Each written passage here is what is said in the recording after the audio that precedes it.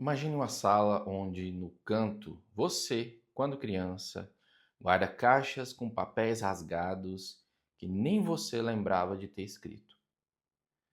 Cada bilhete é uma emoção empilhada, uma maneira antiga de você ver o mundo, mas que ainda acende uma luz automática sempre que alguém toca em um sino do seu passado.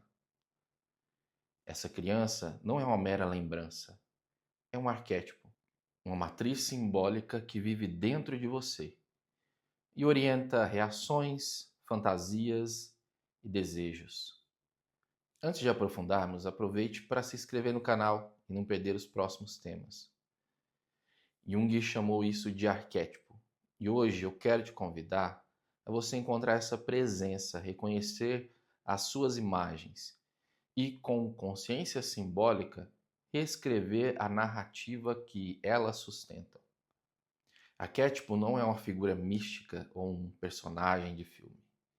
É um padrão primitivo, um modo de organizar experiências que aparecem em sonhos, mitos e nos seus impulsos mais repetidos. A criança imita tanto um impulso vital de renovação, quanto a ferida que insiste em pedir socorro. Em muitos de nós, memórias emocionais, pequenos choques, abandono, proibições, essas coisas se cristalizam em imagens que funcionam como atalhos automáticos. Quando alguém faz uma crítica, a antiga cena volta como se um filme interno recomeçasse. Você se fecha, foge ou explode. Esse filme não é verdadeiro em toda a sua extensão, é um padrão repetido que dá a ilusão de realidade. Mas por que essas imagens têm tanto poder? Porque elas não só descrevem, elas prescrevem. Isso significa que elas possuem uma força enorme de nos fazer repetir situações. Elas ensinam o corpo e a emoção a reagir antes da mente poder pensar com calma. Nas palavras de Jung, esses arquétipos formam complexos, que são núcleos psíquicos, carregados de energia que puxam a sua atenção e moldam a sua memória e, consequentemente, organizam as suas interpretações do mundo. O complexo da criança pode transformar uma crítica construtiva numa sentença de condenação e um gesto de carinho num salvamento sem mérito. O mundo, então, parece confirmar a velha história. Não porque a história seja atual, mas porque sua sensibilidade a reaviva. A boa notícia é que imagens simbólicas podem ser transformadas. Quando você reconhece uma cena interna como uma imagem em vez de uma realidade incontestável, o impulso perde sua força de dominação. Jung propôs que a consciência amplificada, ao fazer a amizade com o símbolo, altera a energia do complexo, ou seja, não fuja do que te afeta negativamente, mas busque fazer as pazes com isso. Não se trata de fingir que nada aconteceu. Trata-se de olhar para a cicatriz com os olhos que veem também o tecido novo em formação. O reconhecimento simbólico é um ato de linguagem interna. Você nomeia, descreve, imagina e assim muda a tonalidade afetiva do que antes mandava em você. Mas como praticar essa mudança? Primeiro passo: observar sem neutralidade moral. Isso significa que quando um gatilho acende, pergunte-se que imagem antiga se repete agora. Quem é essa criança que aparece no filme? Onde ocorreu a cena original? Descrever o episódio com detalhes, cores, sons, cheiros, desloca o evento do automático para o narrativo. Segundo passo, dialoga com a imagem.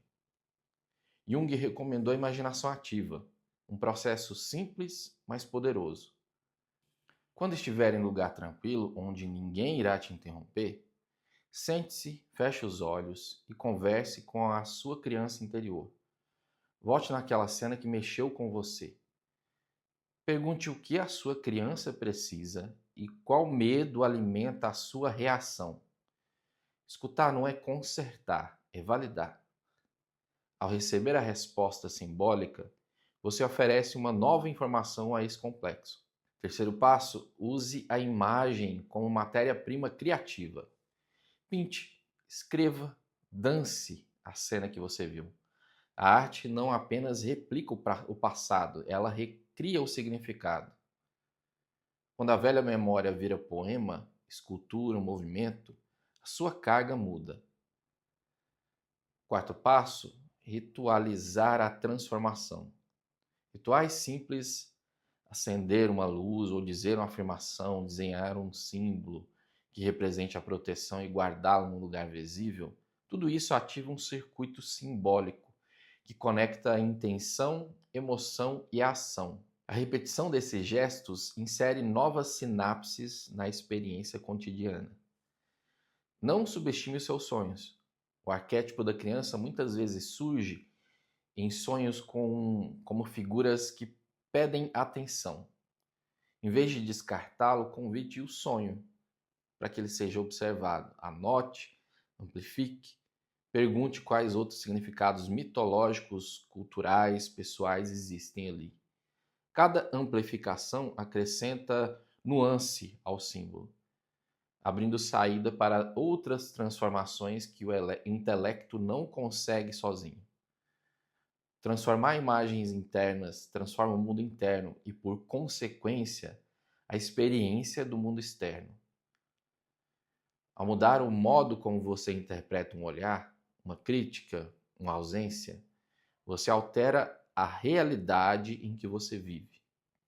Não porque os acontecimentos mudam magicamente, mas porque sua relação com eles também muda. Uma pessoa que antes se retraía passa a responder de modo inventivo. O medo que mandava recuar se converte em um convite para poder aprender. Este trabalho exige coragem e persistência, e acolher a sua criança arquetípica pode despertar dores, porque ilumina também feridas antigas. Mas também abre espaço para algo essencial, que é recuperar a capacidade de brincar com a vida, de criar sem medo de errar, de sonhar projetos antes que eram julgados impossíveis. Jung via o processo como uma jornada de individuação, tornar-se inteiro ao integrar figuras que antes viviam à margem, rejeitadas. Por fim, eu proponho um experimento simples.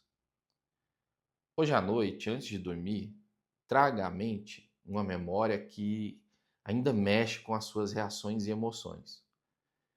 Observe a imagem com curiosidade. Dê um nome à criança que está nela e imagine-se segurando a mão dessa criança. Pergunte o que ela precisa. Deixe a sua mente te levar pela experiência. Faça isso por alguns minutos, como quem rega uma planta diariamente. Pequenos atos simbólicos repetidos com atenção reformulam o enredo interior. A criança arquetípica guarda tanto traumas quanto tesouros. Ao reconhecer essas suas imagens, você não as perde, você as transforma em matéria-prima para criar uma realidade diferente, mais autêntica, mais flexível. Jung nos deixou ferramentas para essa travessia. A consciência simbólica, a imaginação ativa, a escuta e análise dos seus sonhos. Use essas ferramentas.